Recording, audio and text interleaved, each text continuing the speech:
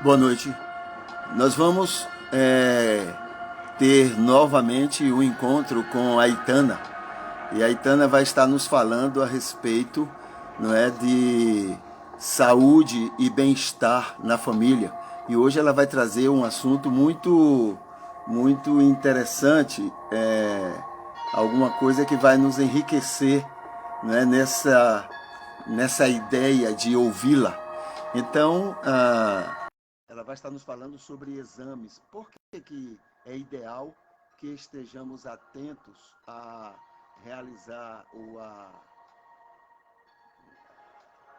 a fazer os exames normais, corriqueiros, né, da saúde? Então, a Itana vai estar nos falando e ela já chegou e pela fisionomia dela, ela está bem pronta para nos dar muita informação importante sobre o assunto. Boa noite, Tana. Boa noite, tudo bem? Tudo bem. Estou ajeitando essa câmera aqui. Pronto. Exames corriqueiros, os exames, o senhor colocou o termo, os exames, como é? Os exames de rotina, né? Isso, exames Por de que rotina. devemos fazê-los? Ok, fique à vontade. Então, pessoal, voltando aqui mais uma vez com vocês, né, para a gente aprender mais um pouquinho sobre a questão de saúde e bem-estar. E hoje a gente vai conversar um pouquinho sobre exames de rotina. Por que que a gente tem que fazer os exames, né? Muitas vezes a gente só procura o médico, né? Procura atendimento médico quando a gente está sentindo algo. Mas isso não é bom, porque o correto é você anualmente, pessoas adultas, né? Fazerem um check-up anualmente. Tem pessoas que têm problemas já de saúde, então elas precisam ir com mais frequência, de 3 em 3 meses, de 6 em 6 meses. Mas o aconselhável, pessoas adultas, normais, que não têm problema de saúde, que frequente pelo menos uma vez por ano o seu médico, o seu especialista, para que ele possa te avaliar. É durante esse período que você vai ao médico, que você passa por uma anamnese, é que ele vai te pedir alguns exames necessários. Então, assim, durante a anamnese é que o médico vai avaliar o que exame que ele pode te pedir. Hoje eu separei aqui alguns exames rotineiros que a gente costuma ver muito em laboratório, que às vezes as pessoas têm algumas dúvidas em relação a isso. Então a gente vai conversar um pouquinho sobre eles. Se vocês também tiverem alguma dúvida, alguma pergunta, pode perguntar que a gente vai tentando responder aí durante a nossa live, tá? O primeiro exame que eu coloquei aqui é o hemograma completo. O que é um hemograma completo? O hemograma é um exame que ele vai avaliar suas células sanguíneas. Existem os glóbulos brancos, que são chamados de leucócitos, que são as nossas células de defesa do nosso corpo. E existem os glóbulos vermelhos, que são as hemácias, que carregam o oxigênio e o gás carbônico para as nossas células do corpo. As plaquetas também são responsáveis pela coagulação sanguínea. Então, isso tudo é um conjunto de células que vão ser avaliados durante o hemograma completo. Nesse hemograma, aí você me pergunta, mas então, para que serve o hemograma? O hemograma, o médico vai avaliar, ou o laboratório vai avaliar ali o resultado. De repente, você pode estar com alguma anemia, pode estar com alguma disfunção, como é que eu posso dizer a palavra? Deixa eu ver se eu coloquei aqui. Pode estar com alguma causa, vai descobrir alguma causa de febre, alguma infecção. Então, isso tudo a gente pode investigar através do hemograma completo, tá? Existem hoje vários tipos de exames que a gente pode fazer um diagnóstico de alguma doença, não é somente um. Mas o hemograma completo, ele costuma ser um dos exames mais precisos, mais solicitados, de modo geral, para a gente poder ter uma avaliação. O mais comum que tem também é a questão do exame de glicose, né? Que as pessoas fazem. Existem, para você se considerar uma pessoa diabética, existem três tipos, né? A primeira delas é aquela pessoa normal, né? Que está com o nível de glicose ali normal, que assim, tem laboratórios que tem uma relação assim, um pouco diferente do outro, mas acaba sendo igual. O normal você está com a glicose entre 70 a no máximo 100, o normal. Se você está com a glicose de 101 a mais ou menos 110, 120, você já pode ser considerado uma pessoa pré-diabética.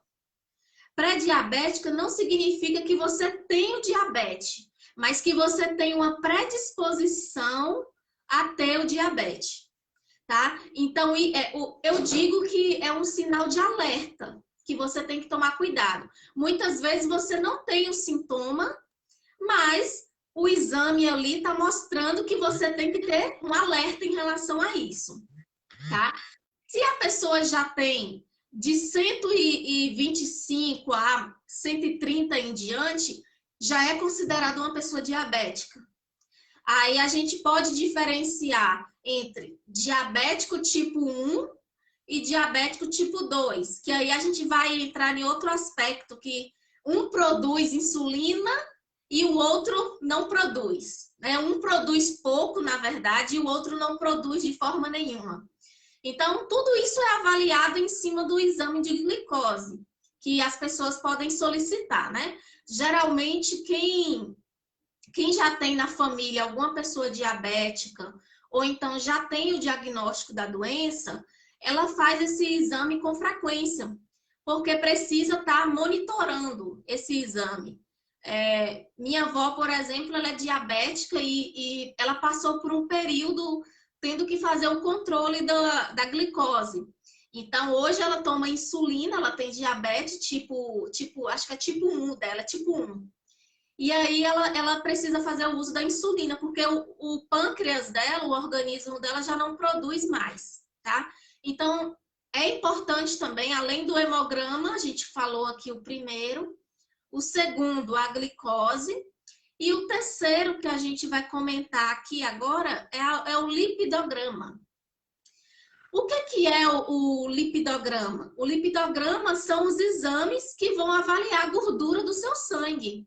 Às vezes o médico coloca lá lipidograma, você pensa, meu Deus, que exame é esse? Então, o lipidograma vai avaliar o seu colesterol, triglicéridos, que são células que vai avaliar que tipo de gordura está no seu organismo, se é saudável, se é não, o nível, como é que está. Então, esse exame, ele dá um norte para você saber se você tem uma predisposição ao infarto, a uma hipertensão, tudo isso tem que ser avaliado, é um conjunto de exames, né? Eu coloquei aqui o terceiro exame, deixa só... Hoje eu estou um pouco indisposta. Estou bem, graças a Deus. Mas eu estou fazendo umas pausas, então vocês não se importam, tá? O terceiro exame é o exame de urina, né? Que é conhecido como o EAS. É um exame que avalia algum elemento estranho que vai ter na sua possível urina. No laboratório, a gente aprende a avaliar tudo. Tudo que você imaginar. Você pega a urina, você avalia a cor, você avalia se ela está límpida, se ela está fosca. Então, isso tudo vai te dar um diagnóstico de alguma doença.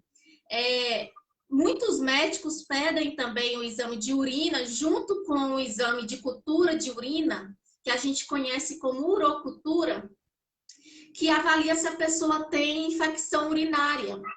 Então, aí já é um exame adicional. Se o exame de urina detectou alguma anormalidade, o médico vai pedir a orocultura, que é um exame específico para saber se a pessoa está com a bactéria na urina.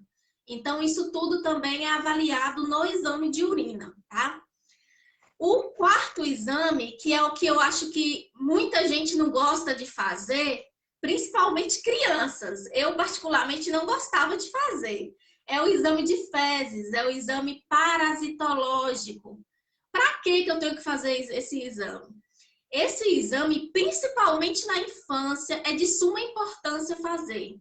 É onde você vai descobrir se você está com algum parasita, com algum micro-organismo ali diferente que você precisa tratar, que possa causar alguma doença mais séria.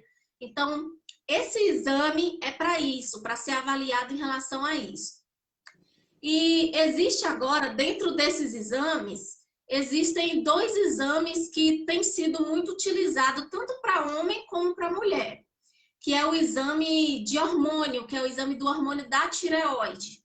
É muito conhecido como TSH e T4 livre, são hormônios da nossa tireoide. Tem aumentado muito os casos de homens com disfunção na tireoide, tá? Então, esse exame, ele vai detectar se tem alguma anormalidade na sua glândula da tireoide. Existem 2 tipos de problemas que pode acontecer. Existe o hipotiroidismo, que é aquele que produz pouca, né? Eu coloquei aqui, produz pouco ou nenhuma quantidade de hormônio da tireoide. E existe o hipertiroidismo. Já o hiper, o nome já diz, ele produz demais. Então, acaba acontecendo uma multiplicação exagerada do hormônio e acaba te trazendo uma série de sintomas que a gente, se alguém tiver dúvida, a gente pode conversar mais para frente. Mas por isso que é importante, e hoje tem aumentado muitos os casos de, principalmente mulheres, homens, até adolescentes têm casos também de hipotiroidismo e hipertiroidismo. Então, como eu posso saber se eu tenho? Fazendo um exame de sangue, fazendo esse exame de TSH e de T4 livre, no qual o médico vai te avaliar como é que está o nível, né, dos hormônios para que você possa, de fato, tratar da doença. Existe também 2 exames que eu considero muito importantes. Para o homem, a gente chama de PSA, é o exame da próstata.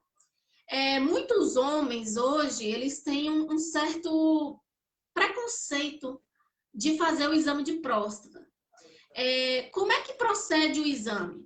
O exame inicial, ele é feito de sangue. Você vai, né, o médico solicita, você vai ao laboratório, faz o exame de sangue, e se dentro desse exame apresentar alguma divergência, alguma anormalidade, aí o médico vai te avaliar, vai te encaminhar por um urologista ou para o clínico geral que for te atender, para que ele possa te orientar devidamente. Tem crescido muito o número de homens com câncer de próstata. E os estudos relatam, o motivo demoram procurar atendimento, demoram fazer exame para saber como é que tá. Mas eu tô bem, eu não tô sentindo nada e tudo mais. Mas a gente sabe que às vezes a gente pode estar bem por fora, mas por dentro tá acontecendo um turbilhão de coisas. Então é importante os homens ter essa atenção de procurar um atendimento médico para que possa fazer esse exame, pelo menos anualmente é considerado, né? E o segundo exame para as mulheres é a questão do Papa Nicolau, que é o exame de preventivo. Ambos os exames hoje têm essa preocupação em questão ao câncer, a prevenção do câncer. Na mulher, no caso aqui, é do colo do útero, né? É um exame que ele é feito anualmente, juntamente com a mamografia. Para mulheres a partir de 35 a 40 anos já pode fazer. Então, é muito importante a mulher e o homem dentro de casa, na família, ter essa consciência. Eu tô bem, tô saudável, mas eu preciso buscar esse atendimento para me saber como é que está anualmente. É nesse exame de preventivo da mulher que a mulher vai avaliar internamente como é que ela está, os ovários, o útero, toda a parte feminina da mulher, eu digo assim, vai ser avaliada.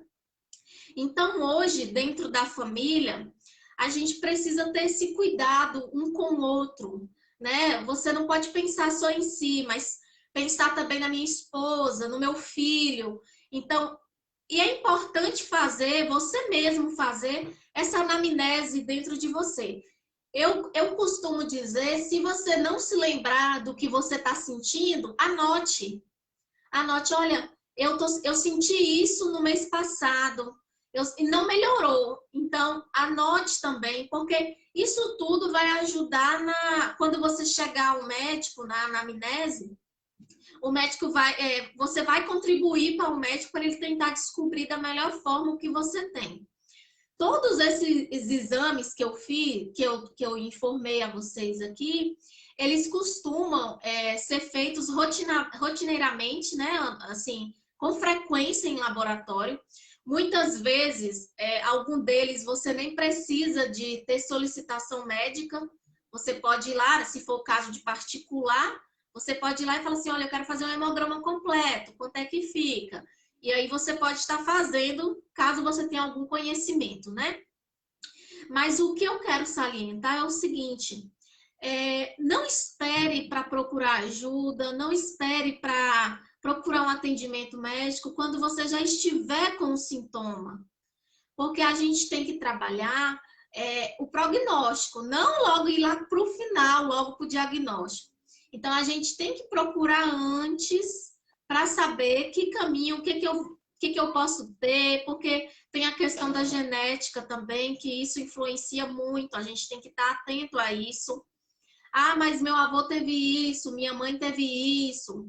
Então, tudo é avaliado pelo médico, entendeu? A questão também, pessoas que têm problemas na visão, é aconselhável que as pessoas procurem um oftalmologista pelo menos anual. Eu tenho problema de miopia. Eu não enxergo se eu não tiver de óculos ou lente. Infelizmente, esses olhos bonitos aqui precisam de um cuidado especial. E recentemente eu fui ao oftalmologista e eu falei, doutor, tá tudo bem? Porque eu me preocupo muito com a minha visão. Já pensou você ficar sem enxergar? É horrível. Então, assim, eu perguntei, tá tudo bem? Principalmente eu que uso lente de contato. Então, a gente vê muitos relatos, né? Tem que ter muito cuidado. E eu sempre me preocupo com isso. Então, mesmo que, tá tudo bem com minha visão, eu tô enxergando, eu tô ali todo ano para ser avaliada pelo especialista. Então, é isso, gente. A gente precisa de cuidar do nosso corpo, né? Porque a gente estando bem, a gente vai poder ajudar outras pessoas, cuidar de outras pessoas dentro da família. E quem tem pessoas que já têm problemas de saúde, tem problemas, né, na família de diabetes, pessoas hipertensas, pessoas com algum problema que já foi diagnosticado, eu penso que tem que ter um cuidado maior ainda. Ah, mas você tá colocando coisa na minha cabeça. Não é isso. Mas a gente precisa ter esse alerta, esse cuidado de, não, vou fazer o exame para saber como que eu tô de fato. Existem outros exames também que eu poderia citar aqui para vocês, mas no momento eu escolhi esses para tratar com vocês, que são os mais comuns, os que são mais fáceis de vocês entenderem do linguajar aqui que eu estou falando. Mas, caso vocês também tenham alguma dúvida, ou até mesmo você, pastor, que queira perguntar, estou à vontade aí a perguntas. Muito bem, uma pergunta que eu tenho aqui, você já até respondeu em parte. A pergunta que eu ia fazer, já que os médicos são os únicos que podem passar medicamento, podem né, passar uma receita para o uso de medicamento, bom, só eles podem fazer isso, por que que essa seria a pergunta, por que que somente eles podem requisitar um exame? Mas você disse que alguns já podem ser feitos independente da orientação médica, não é isso? Pastor, existem, é porque assim, existe uma política atrás disso, né? Porque, por exemplo, para você fazer um exame no laboratório hoje, seja ele particular ou seja ele pelo SUS, você tem que apresentar uma guia, você tem que apresentar ali um pedido. Então, muitas vezes você não consegue fazer um exame por conta própria, tem que passar pelo médico. Mas esses exames que eu citei aí SUS, para no você, SUS, no SUS eu até compreendo, entendeu? uhum. Porque realmente precisa de se o médico autorizar para que esse serviço seja prestado. Agora, em particular, eu não entendi por que, que precisa do médico. Digamos que eu sei ler um exame, entendeu? Eu estou desconfiado de alguma coisa e eu sei ler. Aí, a partir desse exame, eu vou procurar então o médico, né? Porque eu vou até mostrar para ele pode até pedir outros exames, mas eu poderia mostrar para ele o exame que eu já providenciei, até para me resguardar, para, sei lá. Não, de fato, realmente, o laboratório particular, eu não sei como que está hoje, pastor. Como é que está essa flexibilidade deles aceitarem ou não. Porque, por Certo. exemplo, um exame de gravidez, um exame teste rápido de beta-HCG, ele não precisa de pedido. Se a mulher está lá com sintomas de estar grávida, ela pode ir lá no laboratório particular e pagar por isso e ter o resultado. Agora, eu não sei se hoje eles aceitam, sem pedido médico, exames de hemograma, de glicose, entendeu? Esses Você tipos de exame. pode, você pode trazer essa informação na próxima semana? Posso, posso procurar saber de alguns colegas meus que trabalham em laboratório Isso. se é possível, Você tem sim, acesso.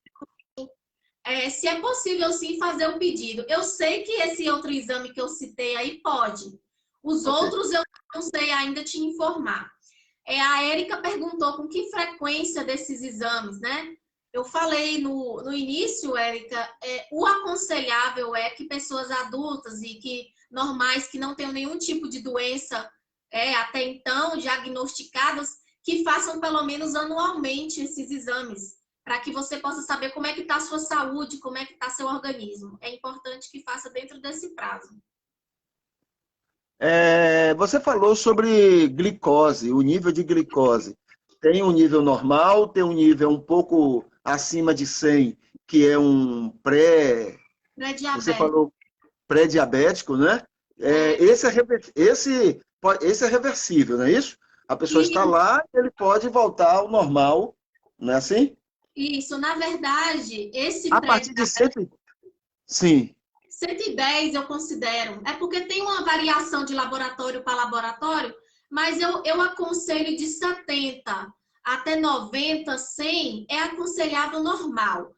Abaixo de ok. 70 já é considerado uma pessoa hipoglicêmica, né? Uma pessoa que tem uma baixa de glicose. Mas a pessoa que está entre 110 ali até 125 já é uma pessoa que precisa ter um alerta em relação ao diabético, a diabetes. Ah, Porque, ok. Então, não quer dizer que ele seja diabético porque chegou a esse nível. Ah, não, ele não é uma pessoa diabética ainda. É somente um alerta que deve se tomar. Opa, meu exame deu alterado um pouquinho, preciso controlar os meus níveis de glicose, preciso ok. melhorar o estilo de vida, preciso melhorar a alimentação. Agora, acima de 125 a 130, já é considerado uma pessoa diabética que tem que entrar com medicação. Não pode ser reversível? Você fala a pessoa que já está com Depois de, diabetes? depois de 125. Porque eu estou querendo considerar o seguinte: se eu chego a isso e me mantenho nisto, aí sim eu sou diabético. Mas não existe o caso de chegar a isso e depois voltar a um nível normal? Isso vai ser avaliado pelo médico. Por quê? Se você fez o exame hoje e sua glicose, vamos um exemplo, deu 130. e você fala, opa, já será que sou diabético? Fica essa dúvida. O médico vai avaliar você, ele pode até te passar o medicamento. Olha, você vai fazer, Jonatas, o teste por um mês. E você vai avaliar como é que sua glicose vai reagir, vai repetir o exame. Se no próximo exame sua glicose deu normal ou teve o abaixamento, então ele vai avaliar se você é diabético ou não. Ah, ok. Pode sim mudar nesse Ok. caso. E por último, do que eu tenho aqui para lhe perguntar, é o seguinte: existem alguns exames que são aqueles domésticos, aqueles que eu posso fazer em casa, pelo menos para saber se está tudo normal, se não está normal, em algumas dessas áreas? Você entendeu? Não entendi. Você fala esses exames de laboratório? Não. Por exemplo, eu estou sentindo alguns sintomas de que a glicose está acima. Existe algum exame que eu posso fazer em casa para ou alguma observação nesses sintomas em mim, né, que eu posso entender que realmente está precisando, está me exigindo ir ao médico, né? Mas isso tudo em casa, né? Como antigamente se fazia, né? As pessoas mais idosas olhavam ou verificavam alguma coisa, elas diziam, olha, isso aí já está, entendeu? Alguma coisa em casa. Existe realmente alguma coisa disso? Ô, pastor, eu acredito que não. Apesar que, por exemplo, a glicose hoje, para a Eu me pessoa lembro de, eu me lembro de uma historiazinha que o camarada falou assim, olha, um reclamou para ele, olha, eu soube que você tá diagnosticando doença por aí. Ele disse, não, eu só mando a pessoa fazer o seguinte, vá lá e faça xixi naquele local lá. Se der formiga, você está com diabetes. Aí ele foi falando uma série de situações, né? Se você não sentiu o cheiro, é porque você está com Covid-19. E assim por diante. Na verdade, pastor, existem ainda muitos conceitos, igual você está falando aí de antigamente, né? Certo. Por que que eu acho que não tem? Porque hoje os sintomas podem ser parecidos com vários outros tipos. Por exemplo, uma pessoa que está diabética, que está com a glicose alta, ela vai urinar com mais frequência, ela vai se sentir mais cansada, com fadiga. Então, às vezes, não é só aquela vontade excessiva de comer, não só doce, mas qualquer alimentação. Então, varia muito. Hoje, tem um aparelho, que inclusive a minha avó tem, você compra ele na farmácia ou você pode, para quem é diabético, o SUS fornece. É um aparelhinho que você fura o dedo rapidinho, coloca no aparelho e ele vai medir sua glicose. Aí, geralmente, as pessoas que têm diabetes, eles dão esse aparelho para poder medir em casa, para poder medir ali a glicose em jejum, né? Que é o aconselhável você saber como que tá a glicose quando você acorda. Mas, assim, esses exames de urina, o pessoal costuma dizer que a pessoa que é diabética, e de fato a urina ela tem um odor forte. Então, isso também é um dos sinais. Mas também tem outro assunto. A pessoa que tem, às vezes, muito ácido úrico no sangue, que é um outro tipo de sangue, ela também vai apresentar urina forte. E outros sinais, falta de água vai apresentar urina forte. Então, assim, para dizer para você assim, ó, pastor, você, tendo esse sintoma que essa coisa vai ser diagnosticada como isso, não tem como eu dizer com precisão, né? De fato, tem que fazer os exames para completar o diagnóstico, no caso. Agora, o interessante é que hoje, eu não sei se tem ainda, mas antigamente tinha uma farmácia aqui em Teixeira que você ia na farmácia e o farmacêutico, ele sabia tudo. Tudo, tudo, tudo. E muitas pessoas iam nessa farmácia só por conta, não precisa de médico, não. Ele já falou que eu tenho lá e me passou o remédio para comprar. Então, assim, existem ainda essas pessoas que conseguem avaliar de acordo a pessoa está sentindo, mas o aconselhável mesmo é você procurar um atendimento médico, seja ele particular ou pelo SUS, para ter com precisão os exames, porque, de fato, o que vai te dar o diagnóstico são os exames de sangue, né? Ou os exames de imagem, o que precisar.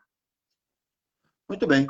Apesar que eu gosto muito de pensar, orientar o seguinte, seria bom que todo mundo usasse o serviço do SUS. Por quê? Porque na hora que todo mundo começar a usar, vai haver uma cobrança maior para se melhorar o serviço do SUS. Mas enquanto tiver somente alguns utilizando e menosprezando, a tendência é cada vez perder mais importância, né, para quem pode realmente fazer acontecer. Então, o ideal é que todo mundo usasse o serviço do SUS mesmo, né, porque aí a cobrança seria maior, né, e a gente teria um atendimento muito mais especial, porque aí estaria todo mundo participando disso, inclusive os políticos, inclusive o prefeito, vereadores, governadores, todo mundo. Porque enquanto o Estado estiver pagando para que eles usem serviços particulares, eles não vão ter por que se preocupar com o SUS e quem realmente vai precisar vai ter dificuldade porque vai estar sempre em segundo plano, terceiro plano, né? Os serviços do SUS. Ok. Na verdade, pastor, o SUS hoje é de suma importância, porque eu já trabalhei, já atuei dentro de laboratório aqui de Teixeira, né, do SUS, e não é ruim, pastor, não é ruim o que tem lá dentro, não é ruim o ambiente lá. Eu já usei, eu me lembro que há uns 2 anos atrás eu usei o serviço médico, usei o serviço de laboratório. Inclusive, o serviço médico foi mais rápido do que o particular, porque o particular eu tinha que esperar depois do dia 14 ou 15 para poder marcar. E quando lá não, acho que, eu nem me lembro mais como é que foi, mas dentro da mesma semana eu fui atendido. Na outra semana, o laboratório também foi rápido em responder. Então, terminou sendo uma coisa positiva. Exatamente. Então, assim, quando a pessoa pensa, quando fala do SUS, pensa já que é ruim, que é tudo isso. Mas existe toda uma política atrás disso, né? Todo um Sem dúvida. preconceito. Porque o atendimento do SUS, ele, infelizmente, a qualidade dele está sendo, às vezes, ruim por conta de uma série de outros fatores que influenciam nisso. Mas se tiver uma gestão, tiver alguém ali para, sei lá, organizar, não sei a palavra correta a usar, mas não é um serviço ruim. O problema é que a gente cria esse preconceito que o SUS é isso, é aquilo, e a gente depende do SUS. Qual é uma pessoa hoje que não foi no postinho de saúde para tomar uma vacina? A vacina Exatamente. que tomamos hoje é de onde? Você vai lá no postinho pegar. Exatamente. Tem pessoas que não sabem que você pode pegar medicamentos de graça. Então, isso tudo é pelo SUS. A pessoa precisa reconhecer isso e saber o que o SUS representa. Apesar da situação que a gente vive hoje no mundo, mas o SUS ainda é um setor público muito importante e que precisa cada dia mais ser melhorado, lógico, né? Muito bem. Muito, muito boa a sua palavra. Tem mais alguma coisa para nos falar? Não, no momento não. Então, muito bem. Foi um prazer muito grande te ouvir mais uma vez e faça suas despedidas. Então, muito obrigada a todos que ficaram aqui mais uma vez com a gente, né, para aprender um pouquinho mais. E obrigada por cada um de vocês, uma boa noite e até a próxima. Muito bem. Então, foi muito bom, viu, Itana? Eu estou querendo botar a musiquinha aqui para a gente encerrar. Deixa eu ver se eu consigo aqui. Vai ficar bonitinho, entendeu? Mas muito bem. Deus abençoe, viu, Itana? E a todos nós, que Deus também continue abençoando e usando a gente, nos dando saúde, fazendo com que a gente possa possa, com a nossa saúde, ser bênção para a vida das pessoas. Tá bom? Hoje a nossa saúde é o nosso bem maior, né? Claro, claro. Sem dúvida. Até mais, Itana.